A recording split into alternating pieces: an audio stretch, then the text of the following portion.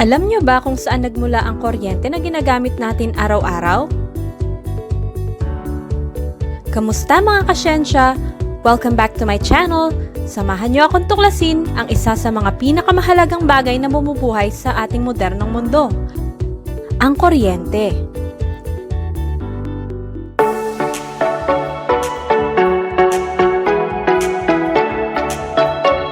Ang kuryente ay hindi basta-basta lamang lumalabas sa kawalan.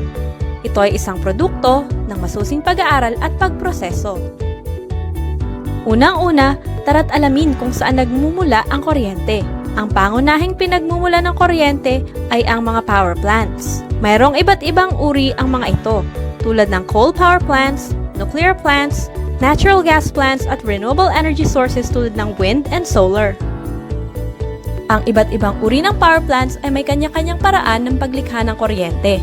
Halimbawa, sa coal power plants, ang coal ay sinusunog upang magpainit ng tubig at gawing steam. Ang steam na ito ay gagamitin upang patakbuhin ang turbine na siyang magbibigay ng enerhiya upang lumikha ng kuryente. Sa hydroelectric dams naman, ang kuryente ay likha sa pamamagitan ng paggamit ng tubig. Ang tubig ay pinapadaloy mula sa mataas na lugar patungo sa mas mababang lugar at sa prosesong ito, ang energy ng paggalaw ng tubig ay ginagamit upang patakbuhin ng mga turbine na kung saan ay magbibigay din ng kuryente. Mula sa mga power plants na ito, ang kuryente ay dadaloy na sa mga step-up transformer na kung saan itataas nito ng boltahe ang kuryente ng mahigit kumulang sa 765,000 volts upang makapaglakbay ito ng malayo. Sunod, dadaan na ang kuryente sa mga power lines patungo sa distribution substation na kung saan ang boltahe ay ibababa ng humigit kumulang sa 2,000 to 13,000 volts depende sa distribution voltage na ginagamit ng utility. Ang kuryente dito ay dadalhin na ng mga pole transformer at ibababa na ang boltahe sa 110 volts, samantalang dito sa Pilipinas ay binababa hanggang 220 volts. Mula roon ay makakarating na ang kuryente sa inyong mga tahanan upang mapagana ang ilaw at iba't ibang mga appliances. O ayan, alam na natin kung saan nagmumula ang kuryente. Kamusta naman kaya ang bill ninyo sa kuryente nitong nakaraang buwan? Bago tayo dumako sa kasunod na topic, shoutout muna tayo sa ating mga kasyensya. For more shoutouts, don't forget to like, comment, and subscribe. Maraming factors kung bakit tumataas ang singil sa kuryente.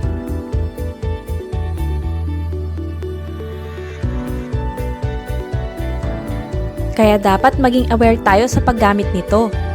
Kung alam natin kung paano i-optimize ang paggamit ng enerhiya, mas makakatipid tayo sa bayarin sa kuryente. Tara, pag-aralan natin ang ilang mga sample problems tungkol sa energy consumption. Lahat ng mga computer sa ICT room ay ginagamit sa loob ng 5 oras araw-araw at kumukonsumo ito ng 8.3 kilowatts. Gaano kaya karaming energy ang nagagamit sa isang araw? To solve for this problem, gagamitin natin ang formula na E equals P times T na kung saan ang ibig sabihin ng variable E ay energy. P means power, at T naman for time.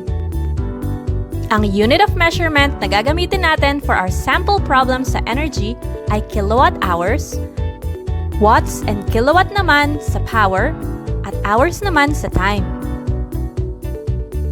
Ready na tayo mag-solve ng ating sample problem.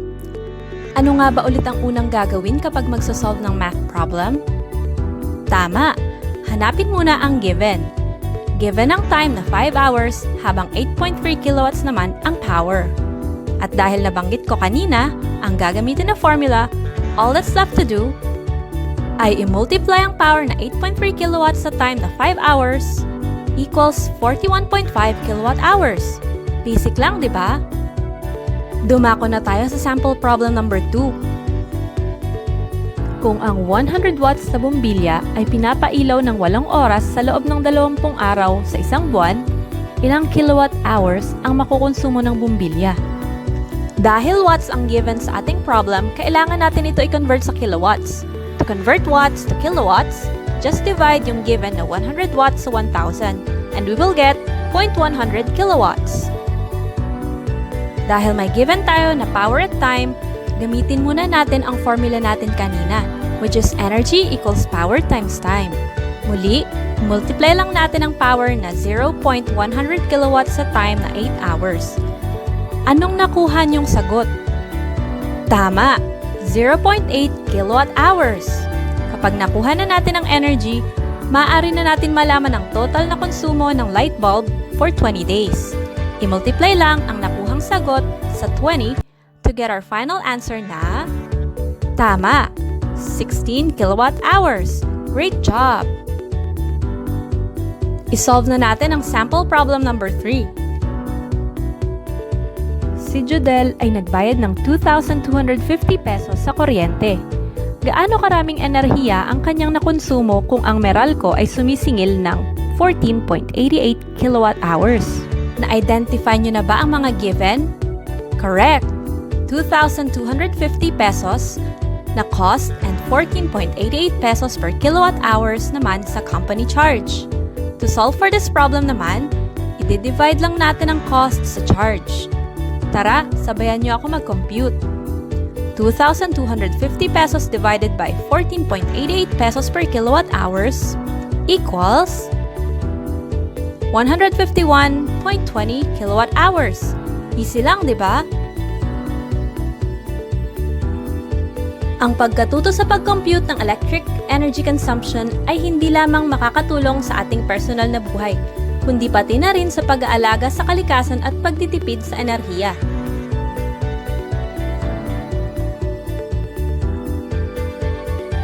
Bago ako magpaalam, iiwanan ko kayo ng isang sample problem na maaari niyong sagutan dahil practice makes perfect.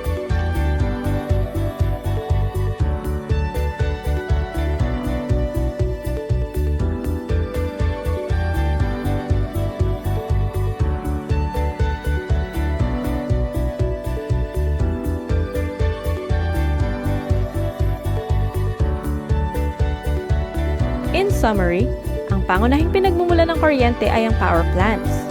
Meron itong iba't ibang uri tulad ng coal, nuclear power plants, hydroelectric power plants, natural gas plants, at renewable energy power plants tulad ng wind and solar energy. Mula sa mga power plants, ang energy ay dadaloy sa step-up transformers papunta sa power lines patungo sa distribution substation. Ang kuryente dito ay dadalhin ng mga pole transformer patungo sa ating mga tahanan. Huwag rin natin kalimutan ang basic formula na ito sa pagsosolve ng problems tungkol sa energy consumption. Energy equals power times time, or E equals P times T. Tandaan, maging masinop tayo sa paggamit ng enerhiya upang makatipid tayo sa ating kuryente. Sa atin magmumula ang pagbabago para sa magandang kinabukasan. That's all for today. Sana'y marami kayong natutunan. Hanggang sa muli, paalam!